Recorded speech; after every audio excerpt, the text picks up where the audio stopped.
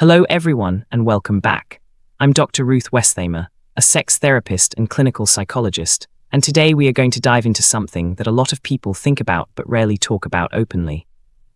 We are going to explore what actually happens when someone experiences sexual activity for the very first time, the gap between what people imagine it will be like and what it truly is, and how fantasy has a way of completely taking over a person's thinking and distorting their perception of reality. Let me start by saying this clearly. Sexual experiences are almost never as smooth, simple, or effortless as people expect them to be. There is something I like to call the sexual performance bomb, and it is always hovering somewhere above us, creating tension and worry. And this pressure does not just affect men, it affects women just as deeply and just as powerfully. Both partners carry their own set of anxieties into that experience, and those anxieties are very real. For men, the worries tend to revolve around whether they will be able to truly satisfy their partner. Will the timing work out? Will their body respond the way they need it to? Will they measure up to some invisible standard that nobody ever clearly defined? These thoughts run on a loop in the back of their minds, and that mental noise can become extremely disruptive. For women, the inner dialogue is equally overwhelming, just shaped differently.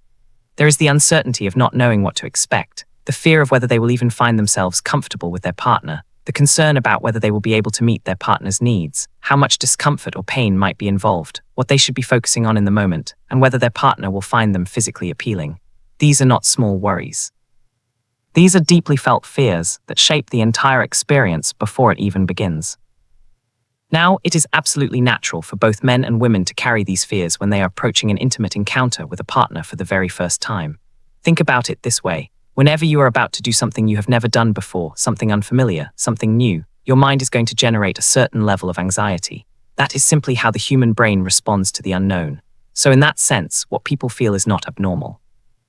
It is actually a completely understandable psychological response. But here is where things start to get complicated, because what truly matters is not just that these fears exist, but where they actually come from. What is the source of all this anxiety?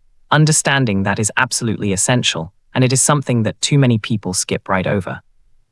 The truth is, most of these fears do not come from within. They are not born from personal experience. They come from outside of us. They are a product of what we have learned from our social environment, from the world around us.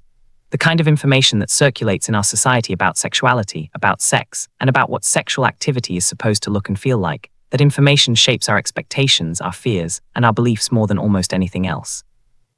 This is a critically important point.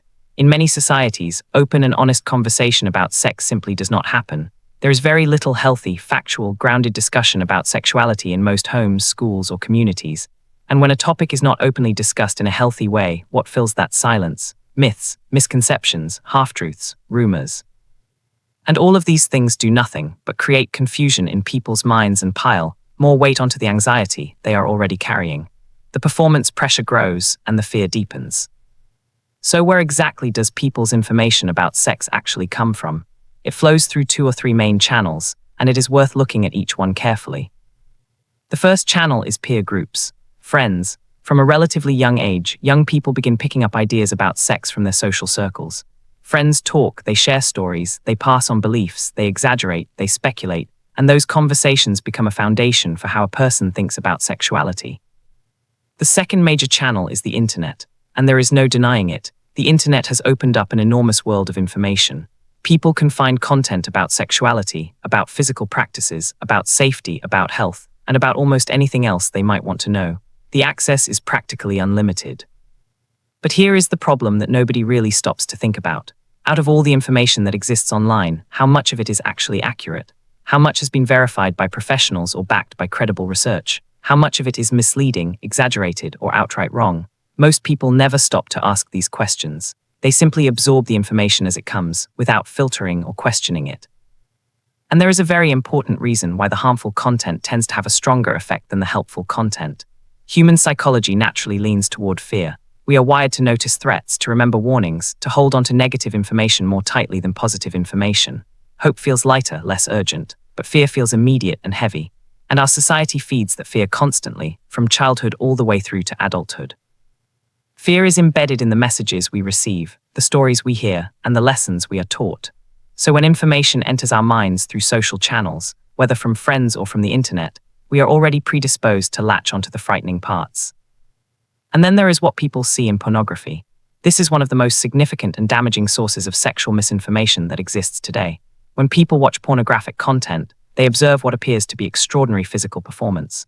Bodies that seem flawless, stamina that seems limitless, timing that appears perfectly orchestrated, sounds and reactions that seem wildly intense, environments that feel deeply sensual and perfectly romantic. Everything in that content appears polished, exaggerated, and designed for maximum visual effect. But what happens in the minds of people who consume this content? It becomes a benchmark, it becomes the standard.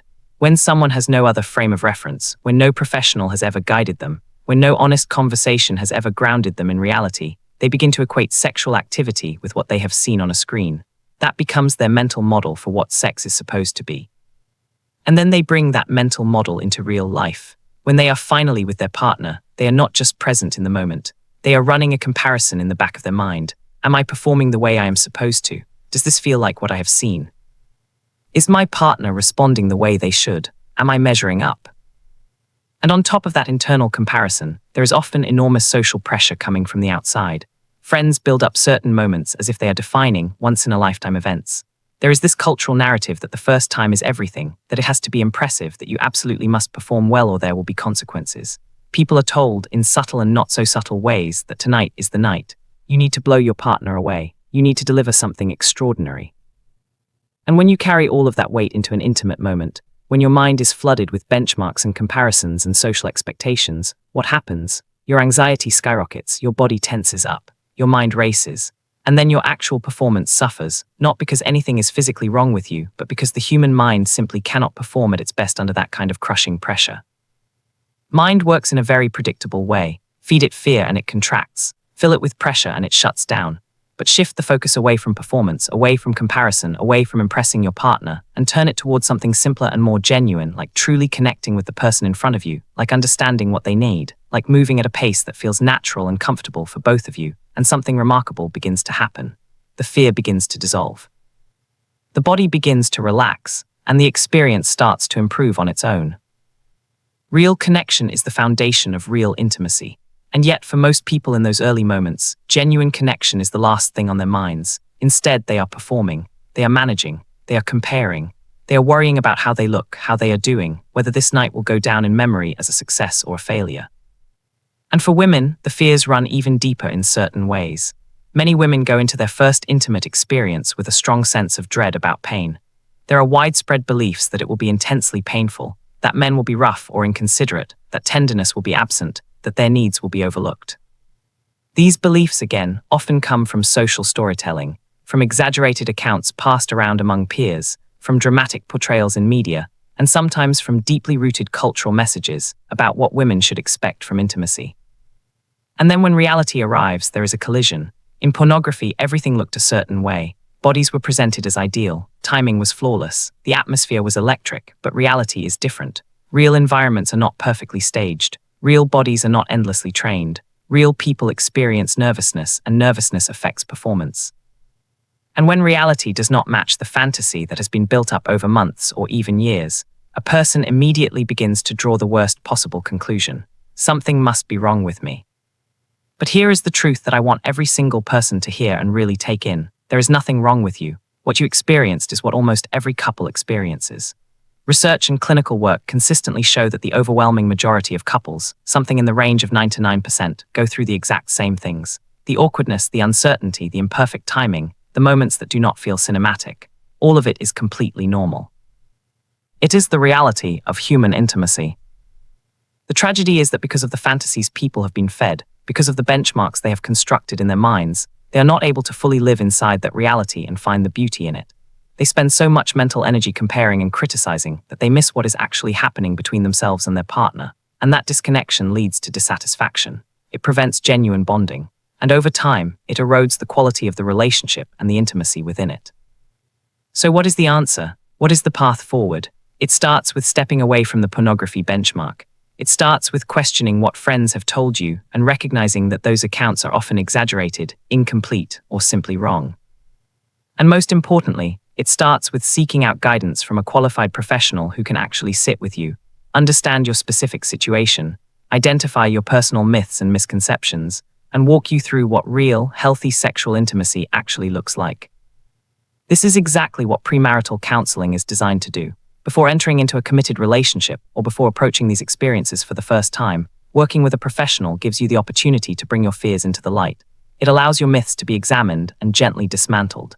It creates space for fantasy to be replaced with factual, grounded, compassionate information.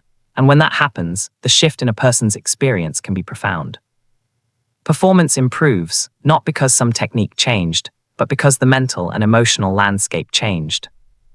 When the fear is lifted, when the myths are addressed, when fantasy gives way to reality, people are able to show up differently. They are present, they are connected, they are no longer performing for an invisible audience or trying to live up to a standard that was never real to begin with.